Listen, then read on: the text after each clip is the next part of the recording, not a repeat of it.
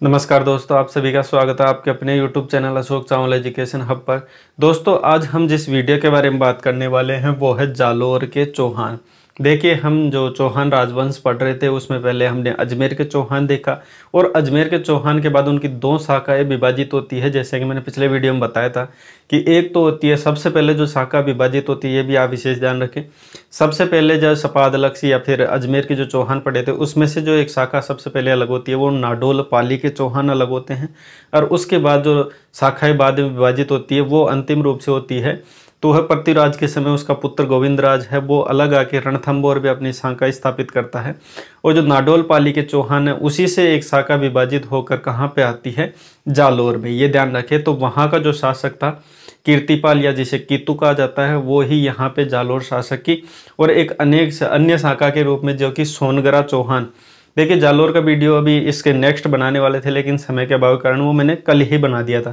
तो उसमें यहाँ का भी एक शासक है जो बाद में सिरोही में जाकर अपनी नई शाखा के, जिसका नाम हमने बताया था कल, लुम्बा नाम का जो शासक है वो देवड़ा चौहान था। तो वो गोत्र विशेष है यहाँ के। जैसे हम सोनगरा चौहान पढ़ेंगे तो जालोर के अगर चौहानों की बात होती है तो यहाँ पे गोत्र की बात करें तो सोनगरा चौहान है और वहाँ के जो सिरोही पढ़े थे वो है देवड़ा चौहान। तो देखिए, आज जो जालोर के चौहान पढ़ने जा रहे हैं वो आज का टॉपिक है जो बहुत ही इंपॉर्टेंट है एग्जाम की दृष्टि से, तो काफ़ी महत्वपूर्ण होने वाला है। तो बिना स्किप किए इस वीडियो को देखें और लाइक कमेंट शेयर आप बिना कहीं कर दिया करो। तो दोस्तों, आज का वीडियो मिलते देखिए जालोर के चौहान। तो सबसे पहले हम जालोर के बारे में जानते हैं। ये चौहानों की एक शाखा है। गोत्र की अगर बात करें तो यहाँ पे सोनगरा चौहान थी। ठीक है, ये एक यहाँ पे गोत्र था जो कि चौहानों की एक शाखा के अंतर्गत गोत्र होता है सोनगरा। तो ये अपने नाम के पीछे सोनगरा लगाते थे। अब देखिए, यहाँ पे हम बात करें जालोर, तो जालोर का मुख्य अर्थ है वो देखिए जाल के पेड़ इसके नाम से जाना जाता है, यानी जाल और लोर शब्द से ये बना है, ये ध्यान रखें। और लोर का मतलब होता है सीमा, यानी क्षेत्र की जो सीमा होती है वो लोर कहलाती है। और जाल यानी जाल के पेड़ मान लो आप, तो मतलब जाल के कांटेदार जो पेड़ होते हैं उन्हीं को कहा जाता है। यहाँ पे जाल रूपी पेड़ होते हैं, इसीलिए इनको जालोर कहा। इस क्षेत्र को जालोर इसीलिए कहा जाता है क्योंकि यहाँ पे जाल नामक वृक्ष पाए जाते हैं।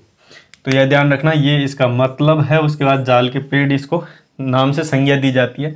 इसका अन्य नाम की अगर बात करें तो इसका अन्य नाम एक जबालीपुर भी है।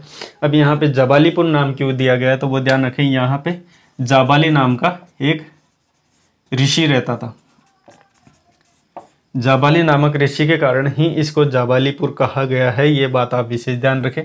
उसके बाद देखिए संस्थापक की अगर मैं बात करूं तो ये शासक था कीर्तिपाल या फिर कीतु जो शासक था वो कहाँ का शासक था, ये नाडोल पाली का शासक था। जो कि नाडोल पाली के शासकों में से भी एक यहाँ पे कीर्तिपाल नामक यहाँ पे आकर एक अपना नया राज्य स्थापित करता है, वो है कीर्तिपाल के नाम से या फिर कीतु इसको कहा गया है। और जो इसका कीतु नाम मिलता है वो मोणोत नैणसी के द्वारा अपने नैणसी ख्यात में इसको कीतु एक महान शासक, ये भी ध्यान रखना, कीतु एक महान शासक, यानी कीतु को एक महान शासक बताया मोणोत नैणसी ने। तो इतनी सी बात आप याद रखें। उसके बाद देखिए, यहाँ पे जो शासन था, जब इन्होंने यहाँ पे जब आक्रमण किया था, किसने, कीर्तिपाल या फिर कीतु ने, तो यहाँ से पहले जब शासन किया तो आप विशेष ध्यान रखें, राजस्थान के उस समय में जो शासन होता था तो वो राजस्थान की जो पश्चिमी इलाका है, पश्चिमी जिसे दक्षिण पश्चिमी इलाका भी कह सकते हैं, जिसमें जालोर पाली इत्यादि जो भी हमने पहले पाली के पढ़े थे चौहान, नाडोल के चौहान, उसमें भी देखा था कि वहाँ पे भी परमार शासकों को हटाकर वहाँ पे नई स्थापना की गई थी। तो यहाँ पे भी क्या किया गया था, परमार शासक था, उसको यहाँ पे उठाकर कीर्तिपाल ने जालोर में कौन से चौहान वंश की स्थापना की। इतनी सी बात आप याद रखें। अब यहाँ पे देखिए एक दुर्ग बना हुआ है जिसे हम किस नाम से जानते हैं, सुवर्णगिरी या फिर सोनगढ़ दुर्ग के नाम से जानते हैं। ये तो देखिए दुर्ग की अगर निर्माण की बात करें, ध्यान रखना, निर्माण की अगर बात करते हैं तो इसका निर्माण किया गया था नागभट्ट सेकंड जो कि एक परमार शासक था, ये ध्यान रखना। क्योंकि यहाँ से चौहान शासक जब यहाँ बसे थे उससे पहले यहाँ पे शासन किसका था, परमारों का। तो ऑब्वियसली यहाँ पे जो दुर्ग बनाया होगा वो परमार शासकों द्वारा बनाया गया है। तो ये ध्यान रखना, हम जालोर के चौहान यहाँ विशेष तरीके से पढ़ते हैं, लेकिन यहाँ पे जो दुर्ग निर्माण करवाया गया था वो परमार शासकों द्वारा करवाया गया था। किसके द्वारा, नागभट्ट सेकंड या नागभट्ट द्वितीय के द्वारा किया गया था, वो परमार शासक था। और इसका उपनाम की अगर बात करें तो सुवर्णगिरी इसका उपनाम है। सुवर्णगिरी इसका उपनाम क्यों कहा जाता है, तो वो सोनगिरी पहाड़ी पर होने के कारण इसको सुवर्णगिरी कहा गया है। और इसका अन्य नाम एक सोनारगढ़ भी हम देखते हैं।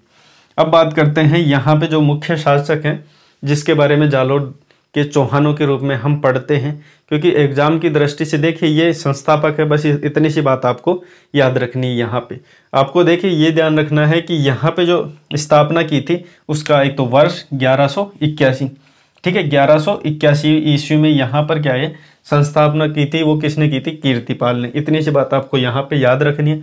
उसके बाद जो मुख्य है तो वो है कानड़ दे चौहान, कानड़ दे या फिर कानड़ देव, दोनों प्रकार से। अरे इसका पुत्र था बीरम दे या फिर देव, दोनों प्रकार से याद रख सकते हैं, क्योंकि ये अपने बाद में कानड़ दे या फिर बीरम दे भी लगाते थे और उसी को देव भी कह दिया जाता है, तो कानड़ देव या फिर बीरम देव, तो दोनों प्रकार से आप याद रखें। तो इनका ये नाम है। ये शासक था उस समय कानड़ दे चौहान या फिर इसे कानड़ देव सोनगरा भी कह दिया जाता है। तो सोनगरा इनका गोत्र था, तो उसी नाम से जाने जाते हैं, तो आप किसी भी प्रकार से देख सकते हैं। अब देखिए यहाँ पे क्या होता है कि यहाँ पे जो स्टोरी है वो इस प्रकार से है कि जब अलाउद्दीन की सेना है तो वहाँ पे गुजरात अभियान पे आती है। यानी यहाँ पे जैसे मैंने बता रखा है कि गुजरात अभियान होता है, वो सन 1305 में ये अभियान होता है। और इस अभियान में क्या होता है कि देखिए अलाउद्दीन की सेना क्या है कि गुजरात पर आक्रमण करके वहाँ पे सोना लूट के या फिर और भी अन्य चीज़ें लूट के वहाँ से लेके आती है। तो ये पहले बात ये ध्यान रखें कि ये जैसे मैं थोड़ा बता देता हूँ, इस प्रकार देखिए ये है जालोर, ये राजस्थान मान लो, ठीक है, मैं बहुत ही गंदा चित्रकार हूँ वो ध्यान रखें आप। ये मान लो जालोर है और यहाँ पे देखिए दिल्ली जो शासन है यहाँ पे अलाउद्दीन है, ठीक है, यहाँ पे अलाउद्दीन है और यहाँ पे गुजरात है, ठीक है। तो गुजरात की आक्रमण करने के लिए जब जालोर से यहाँ पे जब गुजरात में आती है सेना अलाउद्दीन की, तो गुजरात के जो शासक हैं, ठीक है, कानड़ दे और बीरम दे, ये कह देते हैं कि हम यहाँ से आपकी सेना को नहीं जाने देते, क्योंकि यहाँ कर अब आपकी अगर सेना जाती है तो हमारे खेत खलिहानों को बहुत ज़्यादा नुकसान पहुँचता है और हमारी फसल खराब होती है, और भी अन्य कारण हैं। इसके कारण वजह से ये यहाँ पे नहीं आने देते और ये यहाँ पे जाते समय यहाँ पे रास्ता कट करके गुजरात आ जाती है और यहाँ पे आक्रमण करके जैसे ही वापस जारी होती है, तब सोचा भाई अब तो आक्रमण कर लिया अब निकल जाएंगे। लेकिन जब जैसे ही ये वापस इसी शॉर्टकट से जाने लगते हैं, तब जालोर के वही जो है सेनापति और वहाँ के जो शासक, उन्होंने साफ मना कर दिया कि आप यहाँ से नहीं जा सकते। जैसे कि हमने पहले भी कहा है कि यहाँ पे फसल वगैरह खराब होती है और भी हानियाँ बहुत सी देखने को मिलती है, इस वजह से आप यहाँ से नहीं जा सकते।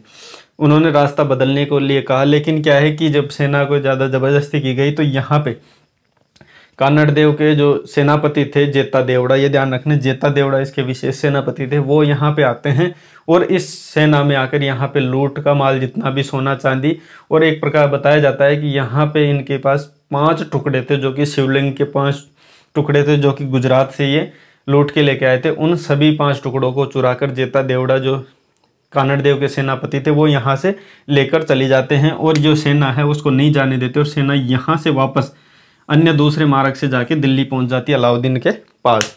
अब ये बात अलाउद्दीन को पता चलती है कि हाँ भाई इतना कुछ हो गया, हमारी सेना को जाने भी नहीं दिया और आने भी नहीं दिया, और आने जाने की तो चलो छोड़ो पर उसको लूट और लिया। इतनी बात, इतनी हिम्मत किस शासक में हो गई हिंदुस्तान की। इतनी बात पर सुन के अलाउद्दीन क्या है कि अपने मुख्य सेनापति, और ये भी ध्यान रखना जो ये आने जाने की जो ये बातें हैं ये मिलती है अपने को गुजरात अभियान की जितनी बातें वो कानड़ देव प्रबंध में मिलती है, और कानड़ देव प्रबंध लिखा गया पद्मनाभ के द्वारा। तो ये बात विशेष ध्यान रखें। कई बार ये पूछ लिया जाता है कि कानड़ देव प्रबंध में पद्मनाभ द्वारा लिखित जो ग्रंथ है कानड़ देव प्रबंध, उसमें गुजरात अभियान का उल्लेख है, तो ये बात आप विशेष ध्यान रखें। इसमें सेनापतियों का विशेष ध्यान रखें। जेता देवड़ा जो सेनापति थे किसे, कानड़ देव के, कानड़ दे या फिर कानड़ देव, दोनों प्रकार से आप याद रखें क्योंकि दोनों नाम आपने को देखने को मिल सकते हैं।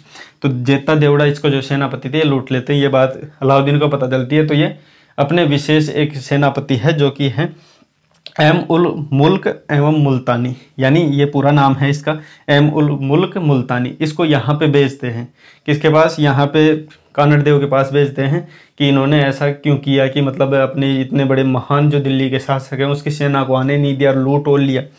ये बात सुनकर 1305 में वो यहाँ पर आता है और यहाँ पे जो ये बातें हैं जो मैं बताने जा रहा हूँ अब, ये बातें मिलती है अपने फरिश्ता के द्वारा, यानी जो फरिश्ता जो लेखक हुआ है उसके द्वारा मिलती है ये बातें। तो इसमें ये होता है कि इसमें जो ये अलाउद्दीन की तरफ से जो ये शासक आता है वो ये बोलता है कि कानड़ देव देखिए, आपके ऐसा जो किया है वो गलत किया है, क्योंकि हमारी सेना है वो दिल्ली के शासक की सेना है, अलाउद्दीन की सेना है, तो आपको महंगा पड़ सकता है। इतनी बात कहकर इनमें संधि हो जाती है, चलो ठीक है हम मिल के आते हैं। और ऐसा कहते हुए इसको मनाते हुए ये क्या होता है कि जो एम उल मुल्क मुल्तानी था वो इसको संधि के रूप में यहाँ पर अलाउद्दीन की सेना में के रूप में यहाँ पे ले आता है, अलाउद्दीन के दरबार में ले आता है किसको, कानड़ देव को। अब कानड़ देव जब अलाउद्दीन के पास आता है तो उसको क्या है कि जब यहाँ पे उसका थोड़ा अपमान किया गया, इसमें ये कहा गया अलाउद्दीन के बाद कि ऐसा हिंदुस्तान में कोई शासक नहीं हुआ जो मेरी सेना को रोके या फिर मेरे खिलाफ कोई खड़ा हो, तो इस प्रकार से वो अपमानित करता है कि हिंदुस्तान में ऐसा कोई वो नहीं है जो मेरे सामने सिर ऊपर रख के बात करे, इतनी बातें ऐसे कुछ बोलता है। उस बातों में क्या होता है कि इसमें जो ये तो चौहान शासक ठहरे, ठीक है, और राजपूत शासक थे, तो इस बात से गुस्सा हो गए कि ठीक है, मैं हो सकता है मेरी सेना बहुत कमज़ोर है, मैं हार भी जाऊं, हाँ, लेकिन मैं झुकूंगा नहीं, ऐसी बात ये कहता है। तो ये बात इस बात को कहते हुए यहाँ से इसको ललकारता है कि देखिए मैं हार जरूर जाऊं लेकिन आपके सामने झुकूंगा नहीं, और इस प्रकार कहते हुए ललकारते हुए ये अपने वापस कहाँ पे आ जाता है, जालोर में आ जाता है। और अलाउद्दीन इसको अपमानित महसूस करता है स्वयं को कि ये कौन सा ऐसा शासक है जो मेरे से अपमान करके चला गया और मेरे सामने अधीनता स्वीकार नहीं किया। तो ये अधीनता स्वीकार करने के लिए ही एम उल मुल्क मुल्तानी इसको यहाँ पे लेके गया था, भाई आप यहाँ पे अधीनता स्वीकार कर लेंगे, यहाँ पे संधि करके ले गया, लेकिन इतनी बात अपमानित किया गया तब वो वापस आ गया यहाँ पे ललकारते हुए। तो यहाँ तक की स्टोरी थी जो कि फरिश्ता ने बताई है। उसके बाद क्या होता है कि वो तो आ जाता है वापस और अपना पुत्र होता है, जैसे कि मैंने अभी बताया कि कानड़ देव का पुत्र था बीरमदेव, ये बीरमदेव को भेजता है यहाँ पे दरबार में अलाउद्दीन के कि ठीक है मैं तो आ गया लेकिन वो गुस्सा है, तो अब देखते हैं आगे क्या होता है, तो जाओ आप। तो ऐसे करके बीरमदेव यहाँ पे आ जाता है। अब बीरमदेव जब वहाँ पे उपस्थित होता है तो ऐसा तो है नहीं कि हैंड टू हैंड जाके ही वापस आ जाए, ठीक है, वैसा कोई सिस्टम पहले था नहीं, तो कुछ समय लगता था, राज दरबार लगता था, उससे पहले उसको थोड़ा रेस्ट करने के लिए कुछ समय दिया जाता था। तो इस प्रकार से वो जब वहाँ रहता था कुछ समय के लिए, तो यहाँ पे फिरोजा होती है कि फिरोजा होती है अलाउद्दीन की पुत्री, ठीक है, फिरोजा।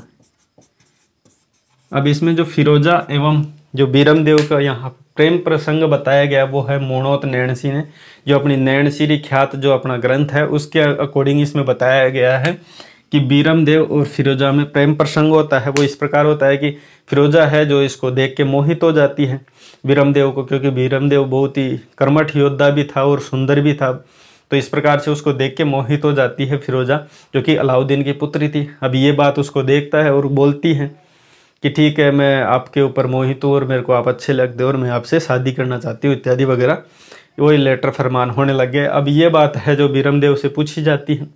अब बीरमदेव उसको साफ साफ मना कर देता है कि नहीं, मेरे को आपसे शादी वादी नहीं करनी है।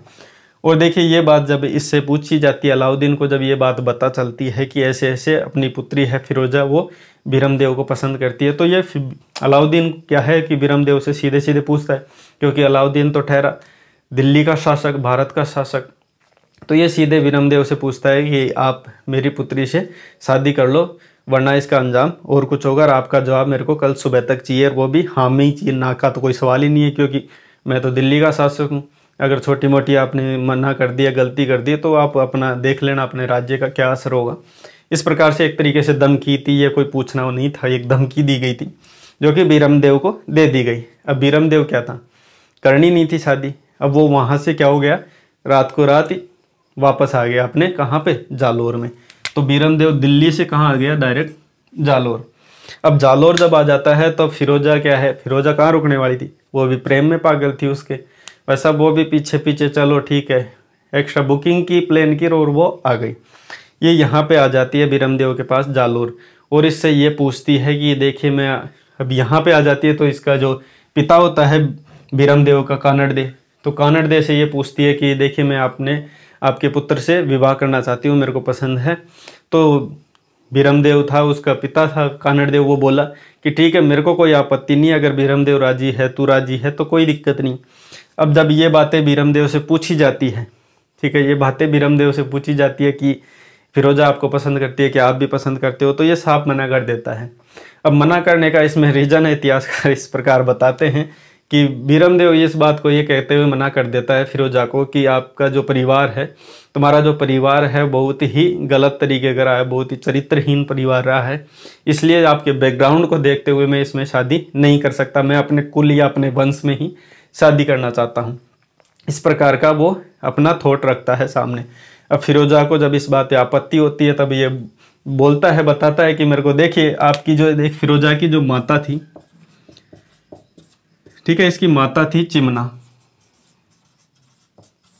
और चिमना का हमने जब रणथंभौर का वीडियो देखा था, आपने अगर देखा हो तो उसमें देखिए, उसमें देखा है कि चिमना का जो प्रेम प्रसंग बताया गया था वो मोहम्मद शाह के अनुसार बताया गया कि मोहम्मद शाह और चिमना के मध्य प्रेम प्रसंग था। तो ये बातें हमने रणथंभौर के वीडियो में देखी। तब देखिए वहाँ का जो शासक था रणथंभौर का, तब मोहम्मद शाह को वहाँ पे अपने अंडर में शरण देता है, और इस शरण की वजह से ही वो अलाउद्दीन नाराज होता है और ये कहता है कि एक तो तूने मेरा माल लूट लिया और ऊपर से मेरी बीबी है चिमना, यानी जो अलाउद्दीन की पत्नी हुई है चिमना, तो अलाउद्दीन की पत्नी है चिमना, उसको भी तूने प्रेम प्रसंग में रखा है। तो मैं इतना बड़ा शासक हूँ और मेरी पत्नी को कोई प्रेम प्रसंग में रखे या प्रेम में रखे तो मेरी जो हाँ इतना मान सम्मान है उसमें क्षति पहुँचती है। तो इतनी बातें हैं जो हमने रणथंभौर में पढ़ी है कि खुद अलाउद्दीन है, उसमें भी हम आगे डिटेल से पढ़ेंगे कि अलाउद्दीन खुद जो रावल रतन सिंह है उसकी पत्नी है पद्मिनी, ये ध्यान रखना, जो पद्मिनी है वो खुद उसके प्रेम प्रसंग में रहता है गिरा हुआ। हम देखेंगे बाद में, जब बाद में साका होगा 1303 का, उसमें देखेंगे कि रावल रतन सिंह की पत्नी को ये सुंदरता के बारे में सुन के ही इतना पागल हो गया कि उसको प्राप्त करने के लिए चला गया, और जब उसको नहीं प्राप्त हुई तो वो उसको देखने के बहाने छल कपट करके उससे मिलने चला जाता है, और फिर बाद में आक्रमण हो जाता है, ठेस नहस हो जाता है सब कुछ। तो अलाउद्दीन तो पद्मिनी के पीछे, तेरी माँ है चिमना वो थी मोहम्मद शाह के पीछे, और तू मेरे पीछे, तो तुम्हारा तो कोई सिस्टम ही अच्छा नहीं है, सब एक दूसरे के पीछे लगे हुए, तो मैं तुम्हारा परिवार है वो कोई संस्कार में नहीं है। इतनी बातें, मतलब ऐसी कोई बातें होती है उसमें भीरमदेव इस बातें मना कर देता है, और ये फिरोजा होती है अलाउद्दीन की पुत्री, ये चली जाती है अपने पिता के पास। इसको मैं थोड़ा मिटा देता हूँ यहाँ पे, वो क्या है कि ज़्यादा फिर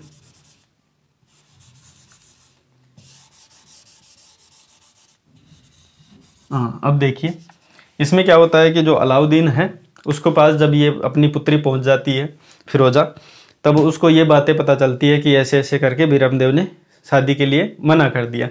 अब इतनी बात हो जाती है तो अलाउद्दीन गुस्सा हो जाता है, और वहाँ से ही अपने एक सेनापति कमालुद्दीन गुरुग, 1308 की बात है, 1308 में कमालुद्दीन गुरुग जो उसका सेनापति होता है, मुख्य सेनापति, उसको भेजता है कहाँ पे, उसको जालोर भेजता है। लेकिन एक बात विशेष ध्यान रखें, जो जालोर दुर्ग है, ठीक है, ये जालोर दुर्ग है, यहाँ पे एक दुर्ग पड़ता है जो कि है सिवाना, बाड़मेर, तो ये ध्यान रखना, ये सिवाना बाड़मेर है, यहाँ पे क्या है जालोर। अब ऐसा बताया जाता है कि ये जालोर दुर्ग है, इसकी ये कुंजी है, ठीक है, ये कौन सी है, जालोर दुर्ग की कुंजी बताई जाती है सिवाना दुर्ग को, और मारवाड़ जो शासक है उनकी शरण स्थली भी बताई जाती है। तो यहाँ पे क्या होता है कि ऐसा देखा गया है, हमने पिछले भी जब वीडियो देखे थे उसमें ये बताया गया है, जो मुख्य दुर्ग होता है उसको जीतने से पहले उसकी कुंजी या फिर उसकी चाबी हम कह देते हैं, तो उसकी जो चाबी या कुंजी है उस दुर्ग को जीतना महत्वपूर्ण माना जाता है। अगर ये दुर्ग जीत लिया उसके बाद ही आप मुख्य दुर्ग पर आक्रमण कर सकते थे, ऐसा माना जाता।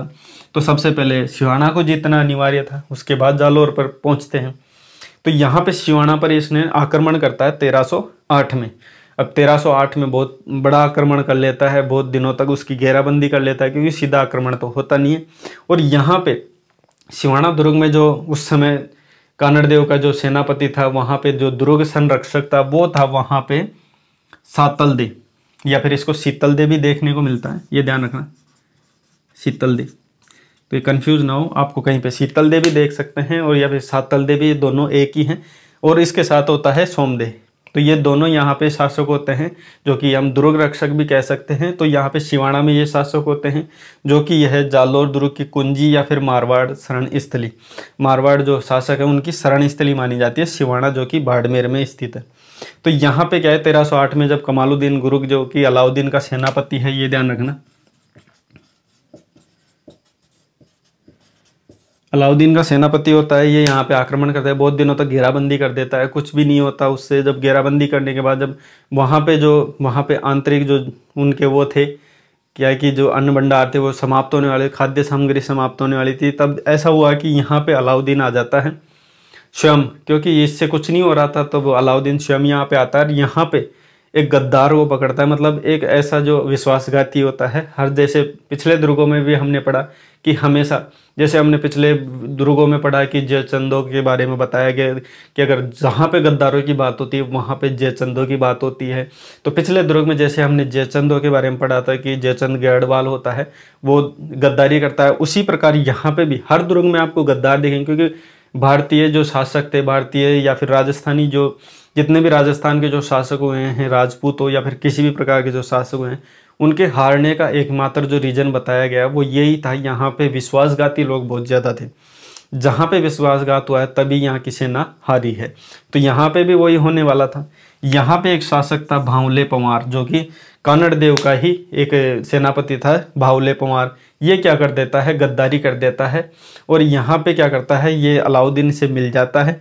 और अलाउद्दीन तो वैसे भी शातिर था, चालबाज आदमी था, वो तो हमेशा यही देखता था कहीं से भी एक ऐसा बंदा पकड़े जो कि क्या हो, हमेशा जो धोखा देने वाला हो, धोखेबाज हो, इस प्रकार से। तो भावले पंवार को पकड़ता है और भावले पंवार इसको बताता है कि आप इस प्रकार से यहाँ पे एंटर कर सकते हैं। और मामदेव जो कुंड है वहाँ पे ये विशेष ध्यान रखें, यहाँ पे एक मामदेव कुंड होता है, मामदेव कुंड, वहाँ पे गो रक्त मिला देते हैं, गो का जो रक्त होता है, गाय का रक्त या गाय का खून, वो उसमें मिला देते हैं। और ऐसा होता है कि जब गो रक्त अगर किसी जल में मिल जाता है तो उस जल को जो राजपूत शासक है वो ग्रहण नहीं करते, क्योंकि जब जल ही नहीं होगा तो फिर अपने आप ही युद्ध के लिए तैयार होना पड़ेगा। तो इस प्रकार से ये धोखा दे देता है और सभी सेना अंदर प्रवेश कर जाती है। और यहाँ पे ध्यान रखना, यहाँ पे क्या कि जो कानड़ देव की तरफ से जो सेनापति सातल देव और सोमदेव, इनकी तरफ से यहाँ पे क्या होता है, इनके केसरिया हो जाता है, और इनकी पत्नी थी सातल देव की पत्नी मैणा दे, इनके यहाँ पे जौहर हो जाता है। तो ये ध्यान रखना, यहाँ पे जौहर एवं केसरिया दोनों होने के साथ साथ यहाँ पे साका हो जाता है। तो ये 1308 की बात है, जहाँ पे ये ध्यान रखना, यहाँ पे डायरेक्ट पूछता है प्रश्न कि सिवाना का जो आक्रमण हुआ है वो कब किया गया, वो 1308 में किसके नेतृत्व में, यानी अलाउद्दीन के सेना नायक कौन था, तो वो है कमालुद्दीन गुरुक। बहुत ही इंपॉर्टेंट है, ये ध्यान रखना, कमालुद्दीन बहुत ही इंपॉर्टेंट है, इसमें से जो प्रश्न बन सकता है। सिवाना का है, बाड़मेर में है, जालोर की कुंजी कही जाती है। कुंजी को जीत लिया तो मुख्य दुर्ग की ओर बढ़ना था, तो आगे बढ़ा गया। और इसके ये बात विशेष ध्यान रखें, इसका नाम चेंज करके खेराबाद कर दिया गया है। किसका, सिवाना दुर्ग जो बाड़मेर में स्थित है, उस सिवाना का नाम चेंज करके खेराबाद कर दिया गया। उसके बाद अब कुंजी को जीत लिया तो उसके बाद आगे बढ़े। 1311 की बात है, 3 साल का समय, इतना लंबा समय गुजर गया, तब तक इस दुर्ग को जीत नहीं पाए। तो 1311 में क्या है कि जालोर पर आक्रमण किया, और जालोर पर आक्रमण जब किया तो बहुत दिनों तक घेराबंदी रखी, कुछ नहीं हो पा रहा था। तो यहाँ पे भी वही इनकी रणनीति थी, ठीक है। तो अलाउद्दीन ने क्या किया, तो यहाँ पे जो शासक था, एक साथ दहिया बीका के नाम से एक शासक था, उसको अपनी तरफ मिला लिया। वही सेम प्रोसेस थी इसमें, बस चालबाज अपनी करनी थी, धोखेबाज इंसान को पकड़ना था। धोखाबाज एक इंसान मिल गया, दहिया बीका, उसको पकड़ लिया, जो कि कानड़ देव का ही एक सेनापति होता है, उसको पकड़ लेता है दहिया बीका को।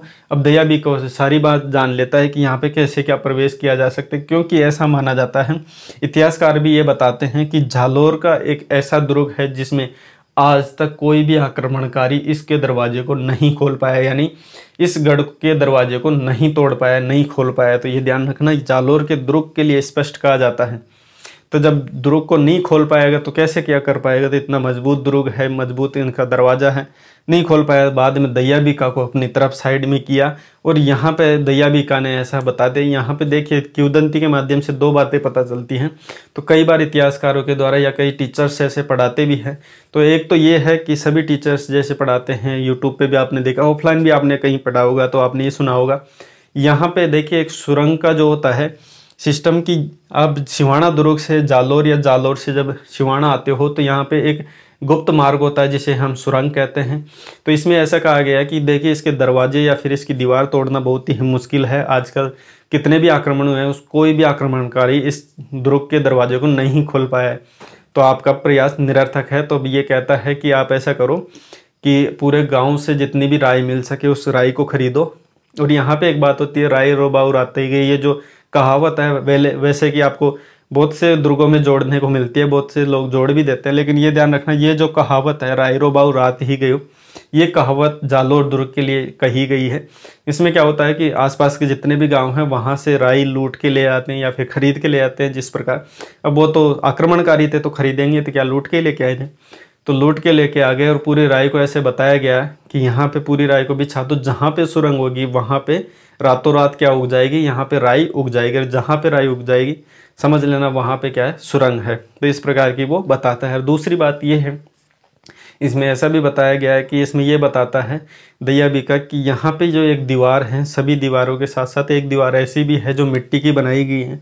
अगर आप राई लाके अगर इसके पूरी दीवारों पर राई बिछा दो और उसमें से अगर जहाँ पे राई उगे तो समझ लेना वो दीवार मिट्टी की है और उसको तोड़ के आप आसानी से घुस सकते हो, क्योंकि कमज़ोर दीवार तो तोड़ी जा सकती है। तो इस प्रकार की बातें होती है।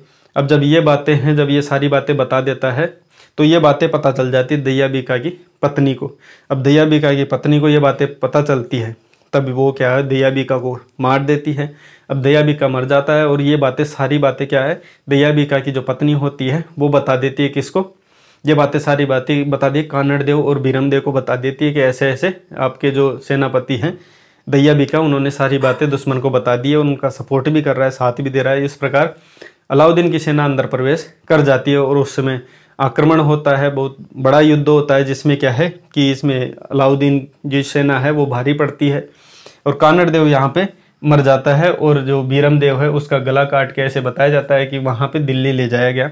और यहाँ पे क्या है कि यहाँ पे भी साका हो जाता है और जो साका होता है उसमें केसरिया किया जाता है। और ऐसा बताया, देखिए दो प्रकार से ऐसे साक्ष्य देखने को मिलते हैं। एक तो ये बताया जाता है कि जो कानड़ देव सोनगरा थे वो वहाँ पे युद्ध में समाप्त हो जाते हैं। कई बताते हैं कि कानड़ देव सोनगरा खुद दूसरों के हाथ तो मरना नहीं चाहता था और ऐसी स्थिति भी हो गई थी कि बच भी नहीं सकता था, तो वो यहाँ से चला आता है आशापुरा माता के मंदिर में और यहाँ पे स्वयं अपने गर्दन को काट देता है। तो इस प्रकार ऐसे बताया जाता है। और इसमें ऐसे होता है जब बीरम देव बचा होता है तो बीरम देव का गर्दन काट के अलाउद्दीन दिल्ली ले जाता है और फिरोजा को बोलता है कि देखिए तेरे को इससे शादी करनी थी, ये ले, ये तेरी से शादी नहीं करने को मान रहा था तो ये ले इसका धड़, ये शरीर, ये इसका मतलब सिर ले। इतनी बात जब ये सुनती है फिरोजा कि देखती है कि हाँ ये होने वाले मेरे पति थे, इससे मैं प्रेम करती थी, वो तो उसको क्या करती है, उसके जो सिर होता है उसको लेके आ जाती है यमुना नदी के पास में और संपूर्ण रीति रिवाज के माध्यम से संपूर्ण हिंदीवादित्व के साथ साथ वो यमुना नदी में क्या है खुद कूद जाती है और उसका अंतिम संस्कार करके स्वयं नदी में कूद जाती है। तो ऐसे अपने अपने जीवन को वो समाप्त कर लेती है। और ऐसा बताया जाता है, देखिए यहाँ पे एक फिरोजा का मकबरा भी है यहाँ पर, एक तोफखाना मस्जिद भी है। ये तोफखाना मस्जिद है, इसको ऐसा बताया जाता है कि राजस्थान की दूसरी मस्जिद कही जाती है तोफखाना मस्जिद। और यहाँ पे देखना एक बात है, यहाँ श्रृंगारी का चबूतरा, हम जब नटनी का चबूतरा पढ़ेंगे तो उसमें हम देखेंगे कि नटनी का जो चबूतरा है वैसे सेम टू सेम यहाँ पे एक श्रृंगारी का भी चबूतरा है जो कि जालोर में स्थित है। इसकी भी सेम स्टोरी है जो कि नटनी के चबूतरे में आपने अगर पढ़ी हो, बाकी नहीं नेक्स्ट वीडियो में जब वहाँ के मेवाड़ के शासकों के बारे में पढ़ेंगे तो नटनी के चबूतरे को पढ़ेंगे तो वहाँ पे आपकी ये रोचक स्टोरी है वो भी हम आपको डिटेल से बताएंगे। तो सेम स्टोरी तब हम दोनों स्टोरियाँ कवर कर लेंगे। इसकी भी वो वैसी स्टोरी है कि यहाँ पे भी एक राजा शर्त के माध्यम से श्रृंगारी को शर्त लगा लेता है कि मैं तुम्हारे को आजा राज्य दे दूंगा। तो वही प्रोसेस जैसे उसमें स्टोरी है सेम वैसी स्टोरी है। तो यहाँ पे श्रृंगारी का चबूतरा आपको इतना याद रखना है, श्रृंगारी का जो चबूतरा है वो जालोर में स्थित है। तो ये थी आज की। और यहाँ पे एक बात ये भी याद रखना, जालोर का बाद में नाम परिवर्तन करके अलाउद्दीन ने जलालाबाद रखा था, तो इतनी सी बात ये भी ध्यान रखें। और सिवाना का नाम परिवर्तन क्या करके यहाँ पे खैराबाद किया और खैराबाद करके यहाँ पे जो शासक नियुक्त किया वो था कमालुद्दीन गुरुक को नियुक्त कर दिया था। तो ये बातें थी आज की। आई होप ये सारी बातें आपको याद हो गई होगी, क्योंकि स्टोरी के माध्यम से कुछ चीज़ें पढ़ाई जाती हैं तो ज़्यादा जल्दी बैठती है दिमाग में। तो ये थी आज की जालोर के चौहान जो कि संपूर्ण राजवंश है, जिसमें सोनगरा यहाँ की जो शाखा है, तो उसके बारे में हमने पढ़ा। देखिए होने को तो देखिए ज़्यादातर जो इम्पोर्टेंट क्वेश्चन जो बनते हैं चौहान शासकों में वो अजमेर के चौहानों में बनते हैं, और उसके बाद रणथंभौर में, और जो लास्ट बनते हैं वो चौहानों के बनते हैं जालोर में। ये 3 हमने पढ़े हैं। और देखिए इसके बाद जो जैसे कि हम पढ़ते हैं कोटा के चौहान, बूंदी के चौहान, या फिर उसके नाडोल पाली के चौहान है, सिरोही के चौहान है। तो ये सामान्य, इसमें से आज तक प्रश्न ज़्यादातर देखने को नहीं मिलता है। बाकी थोड़े थोड़े अगर इंपॉर्टेंट इनमें कुछ तथ्य हैं तो वो मैं आपके सामने रख ही दे रहा हूँ। जैसे सिरोही के हमने पढ़ लिया, नाडोल के पढ़ लिया, तो उसमें भी छोटी थोड़ी बातें जितनी दी जा सकती थी एग्जाम की दृष्टि से वो सभी मैंने रखी है। तो संपूर्ण सिलेबस के साथ ही हम आगे बढ़ेंगे। तो नेक्स्ट वीडियो हमारा जो भी होगा उसके मैं नोटिफिकेशन डाल दूंगा। बाकी नेक्स्ट वीडियो मिलते हैं। ये आई होप आपको अच्छे से समझ में आ गया, और कहीं पे कोई डाउट होता है तो आप कमेंट के माध्यम से ज़रूर बताइए। मिलते हैं नेक्स्ट वीडियो में। वीडियो देखने के लिए आपका बहुत बहुत धन्यवाद।